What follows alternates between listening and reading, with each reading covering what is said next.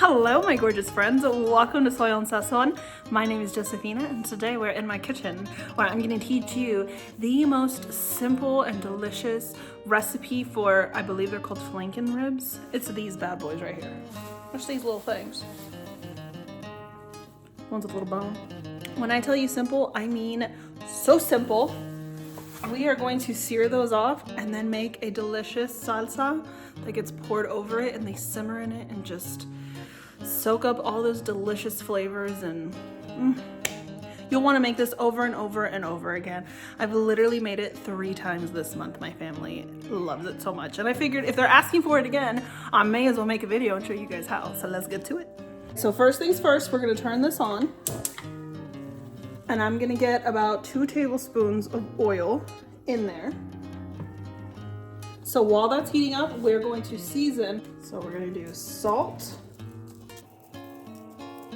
some garlic powder, and pepper. With that oil nice and hot and these seasoned, I'm gonna go ahead and put these seasoned side down.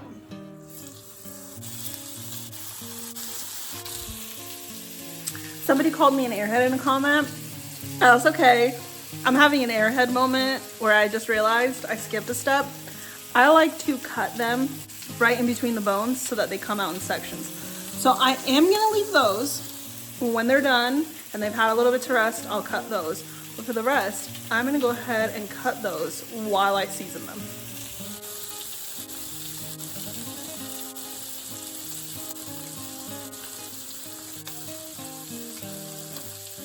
I'm also gonna season the backside of these.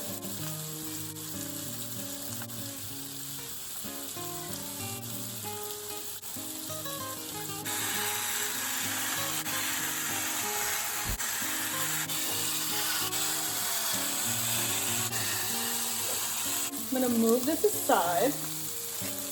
And now I'm gonna work on the sauce that these are going to finish cooking in. So for that, I have 12 like medium tomatillos. I had these in the freezer and I just let them thaw out on the counter. And so now they are defrosted and there's a little bit of liquid from them defrosting in there. I also roast these often and I'll show you what the roasted one looks like versus when it's just like this. So to those, I've got 2 Roma tomatoes that I boiled. If the tomatillos hadn't been frozen, I also would have boiled those, but with them thawing out, it gets them already nice and soft. The tomatoes don't need to be fully cooked. I just wait until the skin is wrinkly like that, and then I pull them out. They'll finish cooking in the pan once we've pureed this. So to that, I'm gonna rough chop 1/4 of an onion, just to make it easier for blending.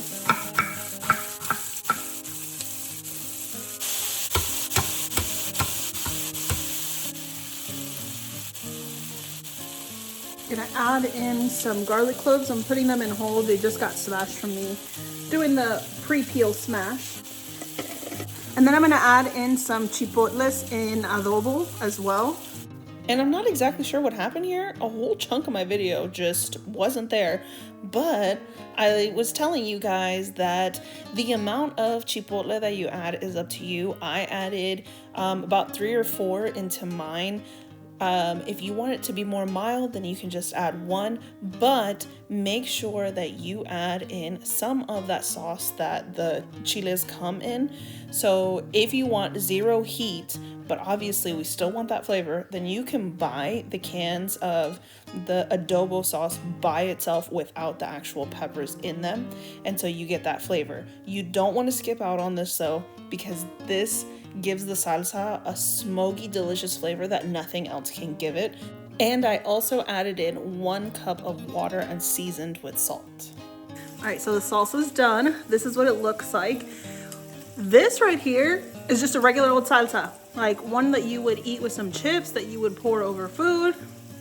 So whatever you have left over of this, you can just use it in whatever else you want. Yummy salsa. But this is the boiled version. I want you guys to see the difference. Normally I roast, but I wanted this to be a little bit more simple. I will put everything on a sheet pan, the onions, the garlic, the tomatoes, the tomatillos, everything except for the chipotles. and I roast them and do the exact same thing of blending them, look at the color difference.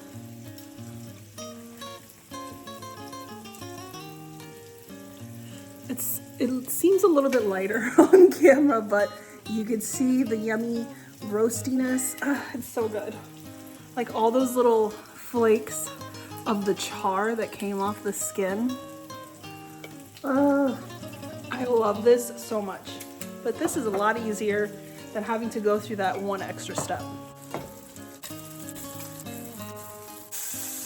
So you can see the yummy sear all over all the meat. That's exactly what you want, because this gives it a layer of flavor that just throwing in raw meat and boiling it in sauce would give it. Worth it. Got the last round going in.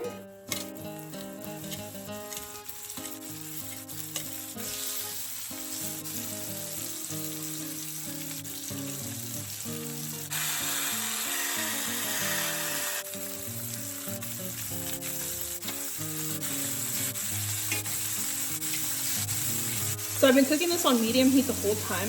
I've gone and given these a flip, and now I've turned it down to medium low, because now I'm gonna add in all of these that are already seared.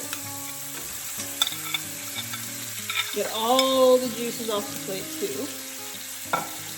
And depending on how saucy you want this, will be how much of this you add. So for now, I'm gonna start off with just half of the batch.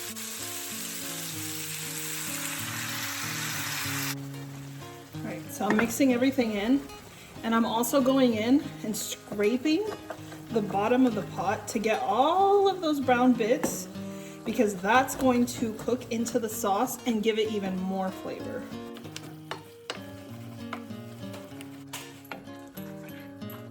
So I ended up adding just a little bit over half of it, and as I'm stirring, I'm seeing that this needs just to be a little bit more runny. I added 1 cup total into the salsa, but I don't want to thin this too much. So I'm gonna add in about a 1/4 cup more of water. You can also add chicken stock if you want that, beef stock, vegetable broth, whatever you got on hand. If you don't want to use water, it's still gonna be just as delicious. So that is more of the liquid consistency I want.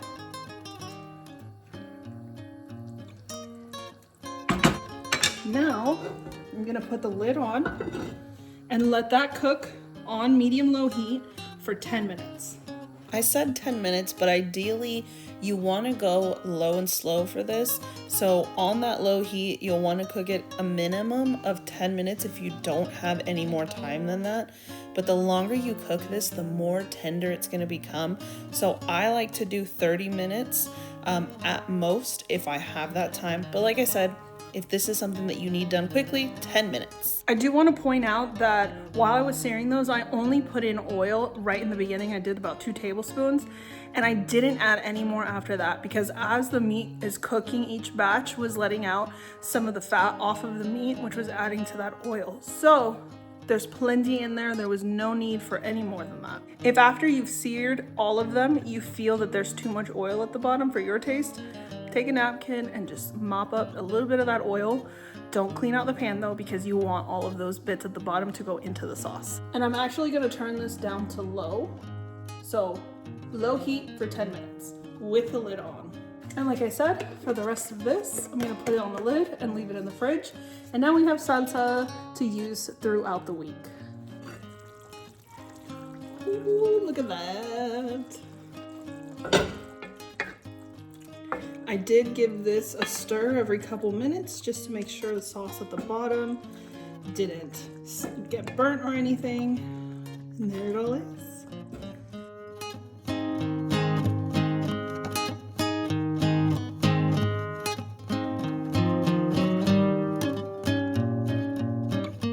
Look at it. Look at it. Oh my God.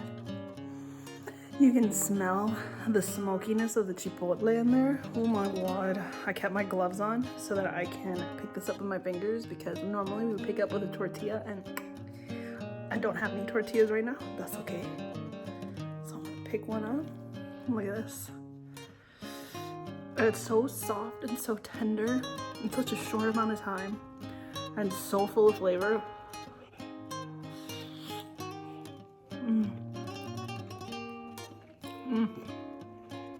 It's like this yummy, tangy, super flavorful because of that chipotle. It's got like all the herbs and all the spices that are used in that adobo sauce, along with the smokiness of it because they're smoked peppers. Oh my god. And then you get the tomatillo and the tomato balancing each other out. One is sweet while the other one is really tangy. So then you get the mix of both.